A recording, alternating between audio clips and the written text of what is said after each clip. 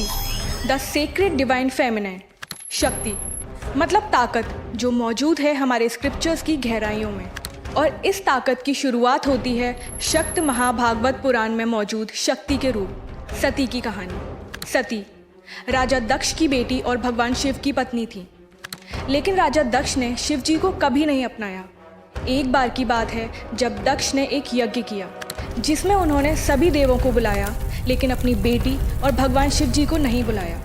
देवी सती को जब इस बात का पता लगा तब उन्होंने शिव जी से कहा कि वो इस यज्ञ में जाना चाहती हैं। उनका मानना था कि एक बेटी को अपने पिता से बुलावे की ज़रूरत नहीं है, लेकिन शिव जी ने उन्हें जाने से मना कर दिया। भगवान शिव की इस बात पर सती को बहुत गुस्सा आया। उन्हें लगा जैसे शिव जी उन्हें सृष्टि की माँ की तरह समझ ही नहीं रहे हैं। क्रोध में और अपनी ताकत का प्रदर्शन करने के लिए सती एक एक कर आदिशक्ति के सभी रूपों का धारण करने लगी। समुद्रों में तूफान आ गया, पहाड़ हिलने लगे, पूरा संसार शक्ति और क्रोध के आगे झुक गया। कहा जाता है शिव जी ने बचाने की बहुत कोशिश की, लेकिन देवी शक्ति ने हर बार उन्हें अलग अलग दिशा में जाने से रोक दिया। देवी शक्ति ने 10 अलग अलग महाशक्तिशाली रूपों को धारण कर लिया और 10 दिशाओं से भगवान शिव का रास्ता रोक लिया। इन्हीं 10 रूपों को 10 महाविद्या कहते हैं, और इन 10 रूपों का अपना अलग अलग नाम, गुण, साधना और मंत्र होते हैं। इन 10 रूपों में से देवी के कई ऐसे रूप हैं जिन्हें कई तांत्रिक और अघोरी पूजते हैं। एक तरफ वो इन्हें सफलता की राह में आने वाली रुकावटों को हटाने के लिए, दुश्मनों को हराने के लिए और कुंडलिनी शक्ति को जगाने के लिए पूजते हैं, तो दूसरी तरफ तांत्रिक देवी शक्ति की पूजा का गलत इस्तेमाल करके दूसरों पर जादू करके उन्हें अपने वश में भी कर लेते हैं।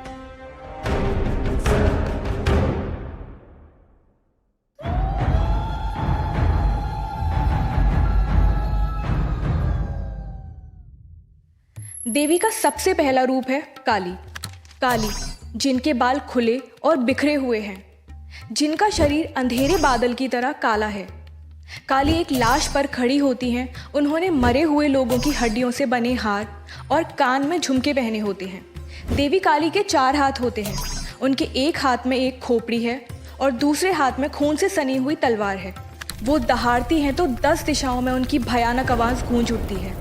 10 महाविद्याओं में देवी काली सबसे पहले आती हैं, क्योंकि कहते हैं कि वो यूनिवर्सल कॉन्शियसनेस को दर्शाती हैं। वो सर्वशक्तिमान हैं और उनको अक्सर कई तांत्रिक अपनी साधनाओं में पुकारते हैं।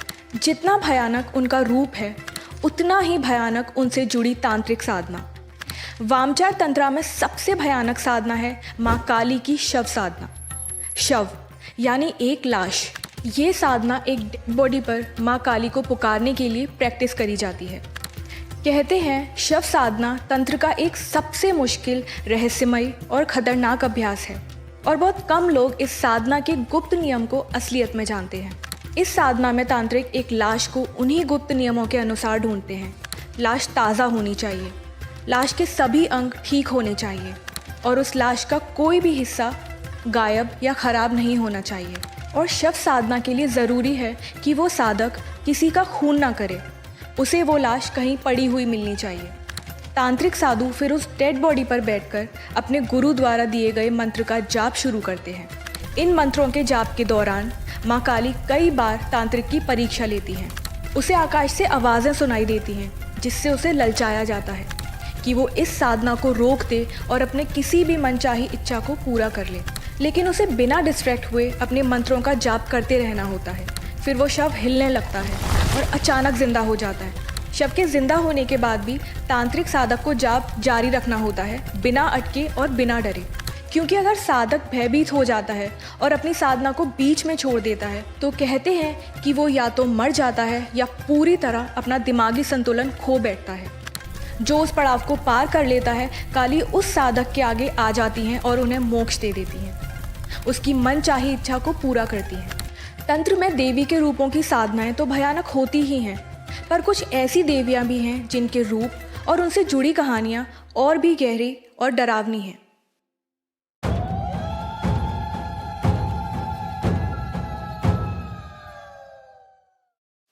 देवी का तीसरा रूप है छिन्नमस्ता देवी।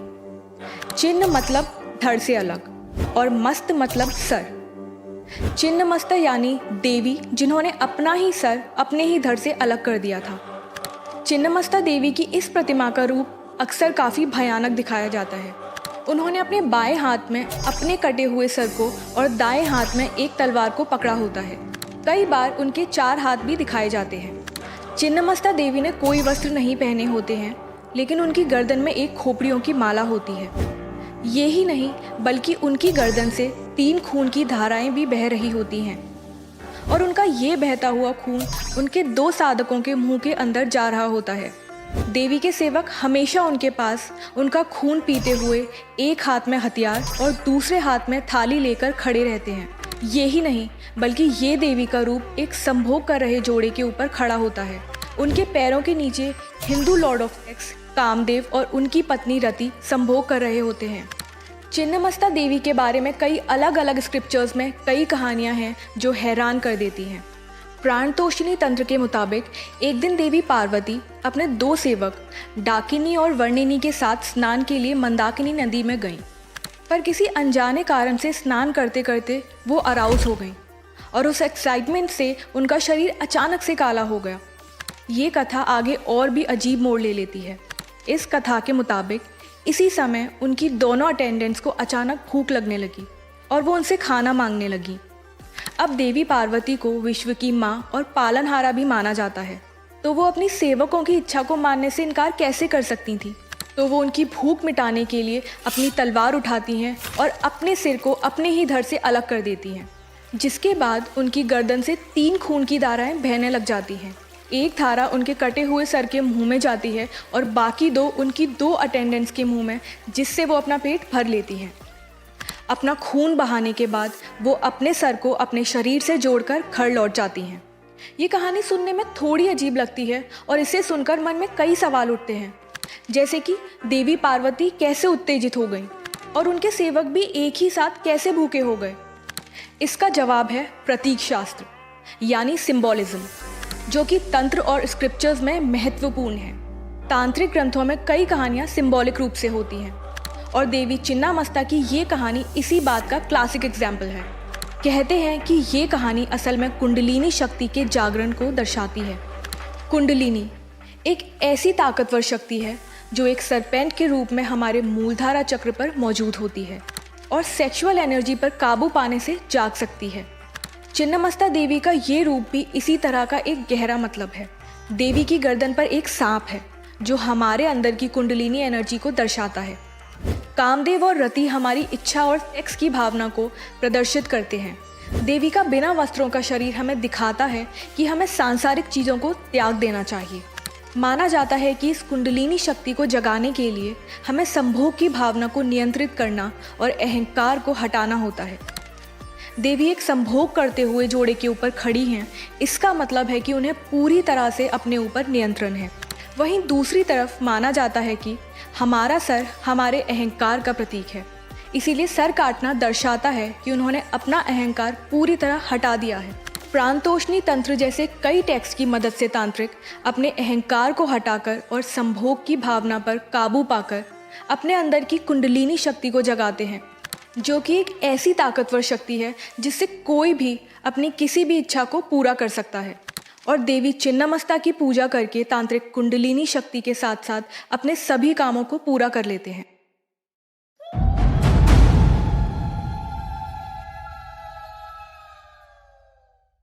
कहानियाँ, भय, ये सब एक तरफ, लेकिन तंत्र में विनाश का भी एक बहुत बड़ा सच माना जाता है। और विनाश की देवी माना जाता है महाविद्याओं की 5वीं देवी, देवी भैरवी को। भैरवी मतलब भयानक, भयंकर या डरावनी। देवी भैरवी एक ऐसी देवी हैं जिनकी उपासना से कहते हैं कि तीनों लोकों में भय फैला हुआ है। भैरवी सृष्टि की रचना और उसके विनाश के लिए जिम्मेदार है।